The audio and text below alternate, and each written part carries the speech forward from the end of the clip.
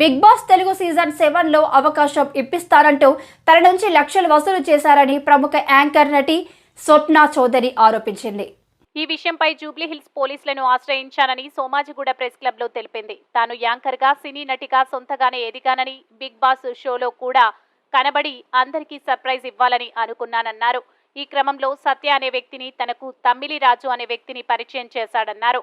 అనంతరం వారు big boss షోకి కాస్ట్యూమ్స్ అవసరం అవుతాయి, దానికి గాను 5 లక్షలు రెడీ చేసుకోమని తన దగ్గర 2,50,000 తీసుకోవడం జరిగిందన్నారు. గతంలో బిగ్ బాస్ షోలో పాల్గొన్న ఈయన సుల్తానా, సూర్య, సత్యశ్రీలను తానే పంపించానని రాజు నమ్మించి మోసం చేశాడన్నారు.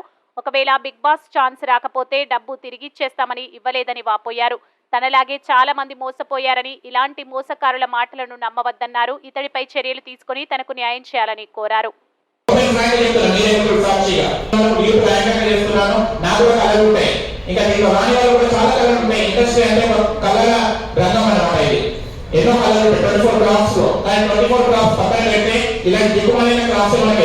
ఎందుకు మాట్లాడుతున్నాను అని అంటే, అగ్రిమెంట్ ప్రకారం నేను లీగల్ గా వెళ్ళాలి అనుకున్నాను కాబట్టి నేను వెయిట్ చేయడం జరిగింది. ఇది అగ్రిమెంట్.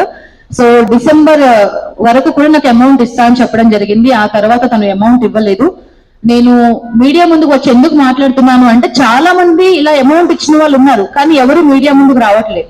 నేను ఒక మీడియాలో ఉండే అమ్మాయిని, ఒక యాక్టర్ గా, ఒక యాంకర్ గా తప్పని ప్రశ్నించకపోవడం కూడా తప్పు చేసిందని అవుతాను.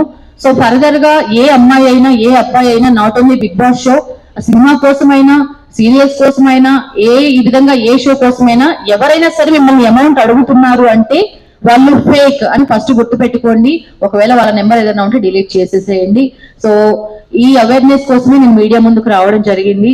ఇందులో ఈ అగ్రిమెంట్ ఎప్పుడైతే రాసామో డే 1 నుంచి కూడా తల్లాడ సాయి కృష్ణ గారు మా మూవీ